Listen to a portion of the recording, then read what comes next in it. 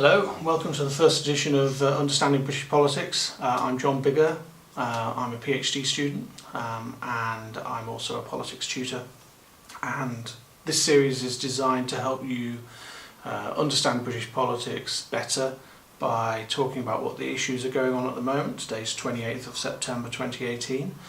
I will add a few links to the broadcast as well so that people can see what I've been reading and what I think might be quite interesting. It's not an exhaustive list, you still need to do some research yourself, read as much as you can, watch a few political programmes, and you'll find that things start to click into place with your course. There's a couple of things I want to talk about today. The first is a series on the BBC iPlayer, and you haven't got long to get to grips with it because it's only available for 6 days, and it is called Turning Points, Unscripted Reflections, which are by a journalist called Steve Richards, and they are packed with great insight and analysis. They cover a different topic each time. There are 6 episodes, and they are really well worth a look. But because they go in 6 days, you're going to need to binge watch them probably over the weekend, which probably isn't the coolest thing to do. I don't know, but yeah, I might try and do the same actually, because I've only seen one of them, and the one I watched was regarding the 2017 general election. It's absolutely brilliant. If you have any questions about the 2017 general election that you have to write for your schoolwork, then it's a good place to start because it covers all of the major issues really. You'll need to do a little bit of wider reading. I would say it's a starting point rather than relying on it entirely, but it is really good. I watched it the other night and I was really impressed with it. The only quibble I really have with it is whether the 2017 general election is genuinely a turning point. It seems a little bit too early to say, and when you look at some other turning points in British politics, we've had a little bit more time to reflect and kind of understand what they meant. And 2017 election is only a year and a half ago, and actually the programme was made last year. So I wonder whether that really is a turning point, but don't let that put you off. It's still packed with lots of information about the election itself and why Theresa May called the election and why that didn't necessarily work out for her. Plus the other side of that coin was Jeremy Corbyn's campaign, which after the local elections, which took place in the general election campaign, the local election results were so bad for Labour, everyone was just writing the party off. Jeremy Corbyn himself kind of turned things around, which is really interesting and really rather rare. So it's worth taking a look at and binge watch the others. And the other thing I want to talk about today is the Labour Party conference, which has been going on this week, and the first part of that is Corbyn's party leader speech, which I thought was delivered more comfortably than ones he'd done in the past. Last year's was a little bit different because last year's general election defeat felt like a victory for Labour, and his speech was very much along those lines. But I thought that this year's was very interesting. It was an all-encompassing view of the world, and that makes me think that it was really about really speaking to the whole country, not just to the people in the hall. And it was all about making Labour look like they are a party ready for government. And they increasingly look like they're ready, which is interesting, because that's perhaps what's been missing from them over the last couple of years. There's still a lot of divisions in the Labour Party, but they are increasingly looking like they could be a party ready for government, and that will really add a lot of tension to next week's Tory party conference, a party also riddled with divisions. So that's going to be really interesting as well. I'm sure I'll talk about that next time.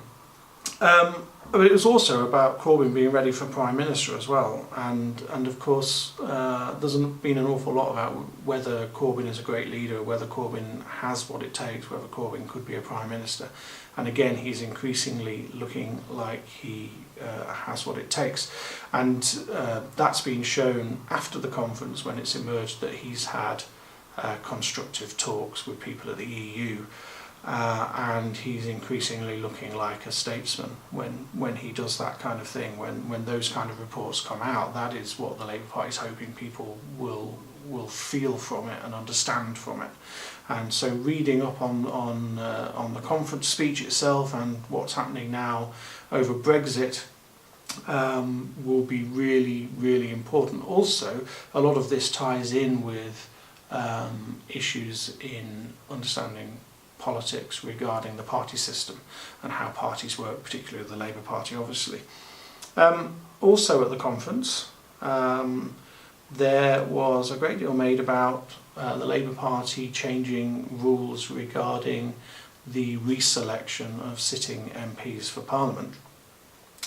And the plans were couched by the people that wanted the changes in terms of giving members more power. And in the end, though, it was a union proposal that won through rather than a proposal that came from the membership or momentum. And so what that actually means is that sitting MPs could face a reselection battle if one is sought by 33% of local branches or affiliated unions. So the momentum-backed plan was to force reselection for every single sitting Labour MP. And that did not win through. So there's quite a tension here between the power of the membership and the power of the unions within the Labour Party, with the leadership sitting somewhere in the middle on all of that, and perhaps sitting a little bit on both sides of that. And this made me think back to the early and mid-1990s when first John Smith and then Tony Blair were trying to make changes in the Labour Party. And the reforms to the rules back then were done under the guise of the word modernisation. But essentially, there's very similar things were going on. They were said to be done in the interests of the membership. And back then, the Labour leadership were really trying to lessen the influence of the unions, and it's been something that the Conservative Party has been keen in the past to highlight, the fact that Labour is perhaps beholden to the unions and controlled by the unions. It's very hard for the Conservative Party now to criticise the unions in that way, because the alternative is a Labour membership further to the left than the unions controlling things. So you're not likely to see the Conservatives kind of talking about these rule changes in terms of the unions controlling the Labour Party for that reason. And I think that's quite an interesting dynamic that's changed since the rise of Corbyn, the Corbynistas, momentum and so on. But the issues within the Labour Party are exactly the same. There is a tension between the MPs, the members and the unions and the leadership trying to kind of navigate its way through that tension. It doesn't go away, and I found that really fascinating. So some reading around that will help you understand about how the Labour Party has changed in the last 25 years, and that's quite a key thing, because you do get questions about Tony Blair's time as Prime Minister and leader of the Labour Party, and of course the rise of Corbyn. And so there are similarities and differences. There are obviously ideological differences between Tony Blair and Jeremy Corbyn. Corbyn is further to the left than Tony Blair. And a return to perhaps socialist policies for Labour. But internally within the Labour Party, there are some real similarities. Okay, so next time we will look hopefully at the Tory Party conference and see what's happened there. Presumably Theresa May can't have a worse conference speech than she had last year, but you never know. It could be that entertaining. Who said British politics is boring. And also, if you like this and you found this helpful, please subscribe, tell your friends, share the news, share the video, and thank you very much for watching.